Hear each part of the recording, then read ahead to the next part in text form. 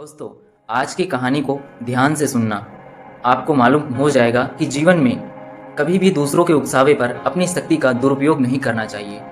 तो दोस्तों, चलिए कहानी को शुरू करते हैं। एक बार नारद मुनि अपने मेघयान पर सवार होकर तीर्थ यात्रा के लिए निकले। समय के साथ भावनाओं से भरे देवव्रत ऋषि नारायण का नाम जपते हुए जा रहे थे।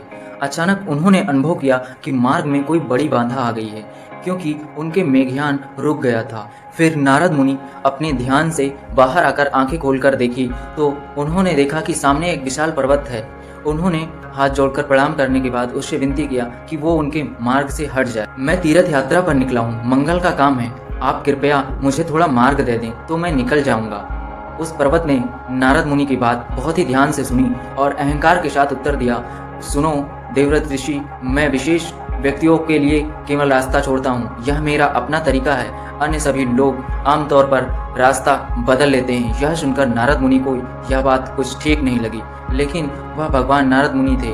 उन्होंने क्रोध को नियंत्रित करते हुए कहा, पर्वत, आपको पता है कि मैं हमेशा अलग मार्ग से ही जाता हूँ, लेकिन इस बार समय की कमी है, मुझे तीव्र गति से पहुँचना है, इसीलिए कृपया कर मुझे यहीं से मार्ग दें।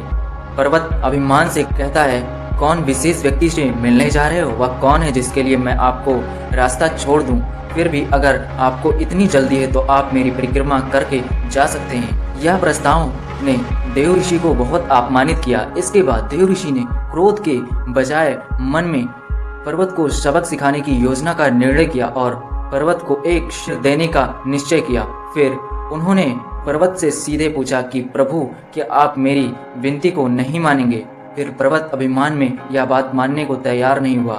कहता है, अगर तुम्हें जाना है तो मेरी परिक्रमा करके जाओ, मैं तुम्हें रास्ता नहीं दे सकता। नारद मुनि मुस्कुराते हुए कहते हैं, अच्छा कोई बात नहीं, अगर देवराज इंद्र तुम्हें रास्ता देने के लिए कहें तो फिर पर्वत कहता है, मैं ऐसी जगह पर खड़ा हूँ, मैं अपने स्थान से ना हिल सकता हूँ और ना ही जा सकता हूँ, यह मेरा कर्तव्य है, मैं किसी की बात नहीं मानूंगा। फिर देवराज नारद मुनि ने कहा, अच्छा भाई चलिए, देवराज से हो सकता है आपको कोई आपत्ति हो, लेकिन जल के देवता वरुण देव से तो आपको कोई आपत्ति नहीं होगी। अगर वह कहे मुझे मार्ग देने के लिए तो आप फिर पर्वत बोला, मैं तथ्य नहीं बताऊंगा, रास्ता नहीं दूंगा, वरुण के आदेश पर भी नहीं जाने दूंगा। देव ऋषि पुनः से मजे करते हुए कहा, ठीक है तो फिर तुम ही बताओ भाई, किसकी सुनोगे? मैं उसी को बुला लेता हूँ, देवों के देव महादेव को बुला लूं। पर्वत उस समय वह बातचीत से क्रोधित हो चुका था। उसने कहा, ध्यान दो भाई, मैं किसी की बात नहीं मानूंगा, किसी की भी नहीं, चाहे जो आ जाए। अब देव ऋषि नारद मुनि समझ गए कि अब बंदा सही जगह पहुंच गया है और तीर सही निशाने पर लग गया। फिर उन्होंने कहा, अच्छा किसी के कहने पर जाने नहीं दोगे? फिर सोच लो, तुम्हें ब्रह्मा जी की सौगंध है, क्या तुम पवन देव की बात भी नहीं मानोगे? उसी क्रोध में और अहंकार से भरे हुए पर्वत क्रोध होकर चीखते हुए कहता है, हाँ मुझे ब्रह्मा जी की सौगंध, मैं तुम्हें किसी के कहने पर भी मार्ग नहीं दूंगा, मैं पवन देव की बात भी नहीं मानूंगा। इस पर नारद जी ने उसे अपने जाल में फंसा लिया। यह बात तुरंत पर्वत को एहसास हो गया कि वह फंस गया है। वास्तव में आप सभी जानते हैं कि पवन देव पर्वतों के राजा और सभी पर्वत उनके अधीन हैं। आपने स्वयं राजा के खिलाफ ब्रह्मा जी की सौगंध खाने के बाद पर्वत ने अपनी गलती का एहसास तो किया, लेकिन अहंकार कभी भी गलती को स्वीकार नहीं करता, वही गलती पर डट जाता है और यहीं से पतन का प्रारंभ होता है। फिर पर्वत नारद मुनि जी से कहता है, आपको मुझे धर्म संकट में डाल दिया है, लेकिन चाहे कुछ भी हो जाए, कोई भी कहे, देव नारद मुनि, मैं आपको मार्ग तो नहीं दूंगा। नारद मुनि जी वहां से सीधे पवन देव के पास पहुंचे और उन्होंने बातों ही बातों में बताया कि हे पवन देव, कल मैं एक मार्ग से जा रहा था, उसी मार्ग में पर्वत मिल गया। हमने आपके जिक्र भी किया कि हमारे मित्र हैं, वह आपको बोल देंगे कि मुझे जाने दे, लेकिन पर्वत बड़ा अहंकारी हो गया। जब मैंने उसे मार्ग मांगा तो कहता है कि पवन देव क्या लगता है, मैं उसके कहने पर कोई मार्ग नहीं दे सकता, ब्रह्मा जी के कहने पर भी नहीं दे सकता हूँ। यह सुनकर पवन देव धीमे धीमे क्रोधित हो उठे। उन्होंने कहा कि अच्छा, मैं अभी इस अहंकारी पर्वत को सबक सिखाता हूँ। पवन देव ने पर्वत को दंडित करने का निर्णय किया और वे अपने पूरे वेग के साथ बहने लगे। पर्वत पर रहने वाले जीव जंतु अपनी प्राण रक्षा के लिए इधर उधर भागने लगे। पर्वत कांपने लगा, समूचे पेड़ पौधे नष्ट होने लगे और पवन देव ने निर्णय किया कि इसका अहंकार से भरा हुआ मस्तक काट कर ही दम लूंगा। इतने विशाल पर्वत को पल भर में नष्ट कर देना असंभव था। पर्वत अपना पांव जमाता रहा और पवनदेव पूरी शक्ति के साथ उस पर प्रहार करते रहे। इस संघर्ष के बीच एक ऐसी स्थिति भी आ गई जब पर्वत लगभग पराजित होने वाला था।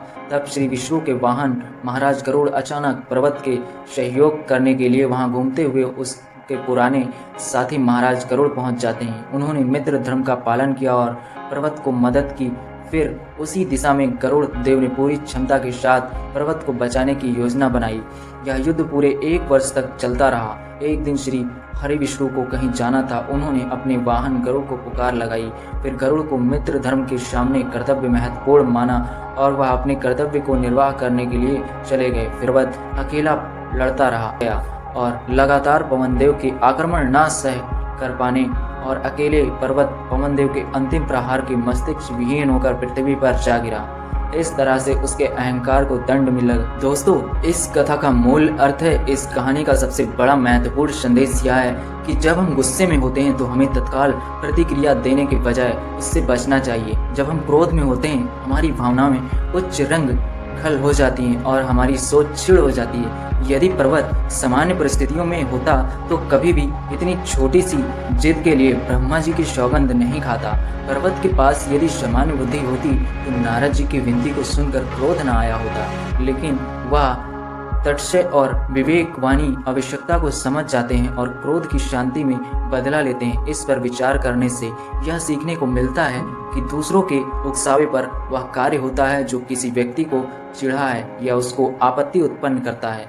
यह उकसावे मानव समाज में आम बात है और हर किसी को उनके निकट आना पड़ता है। जब हमें किसी अन्य व्यक्ति द्वारा उकसाया जाता है तो हमारी प्रतिस्पर्धा और समृद्धता का अनुभव होता है। कई बार हम उत्तेजित हो जाते हैं और अपनी शक्ति का दुरुपयोग करते हैं।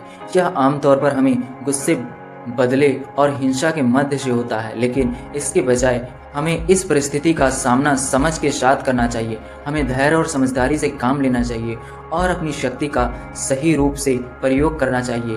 हमें इस नकारात्मक और हिंसा के साधन के रूप में नहीं देखना चाहिए। दूसरों के उकसावे के साथ उचित रूप से निपटाने का एक महत्वपूर्ण तरीका है संवेदनशीलता और शांति बनाए रखना। हमें अपनी इच्छा शक्ति का सही रूप से प्रयोग करना चाहिए और स्थितियों को समझने के लिए विचार प्रवृत्त होना चाहिए। इससे हम अपनी शक्तियों को सकारात्मक और उत्तेजक ढंग से प्रयोग कर सकते हैं। इससे हमारा आत्मविश्वास समर्थन बढ़ जाता है। समाप्ति रूप में दूसरों के उकसावे पर अपनी शक्ति का दुरुपयोग न करना हमारे और हमारे समाज के लिए महत्वपूर्ण है। हमें सामाजिक सहानुभूति, समझदारी और शीलता के साथ कार्रवाई करनी चाहिए ताकि हमारा समृद्ध और श्रद्धावान पूर्ण समाज में रह सके। दोस्तों, अगर आप बिना वजह किसी के अपनी शक्ति का दुरुपयोग करके गलत उपयोग कर उसका नुकसान करते हैं तो उसमें आपका भी नुकसान होगा और उसका भी होगा। इसीलिए हमेशा याद रखें कि अपनी ताकत को सही जगह पर सही समय पर इस्तेमाल करना चाहिए।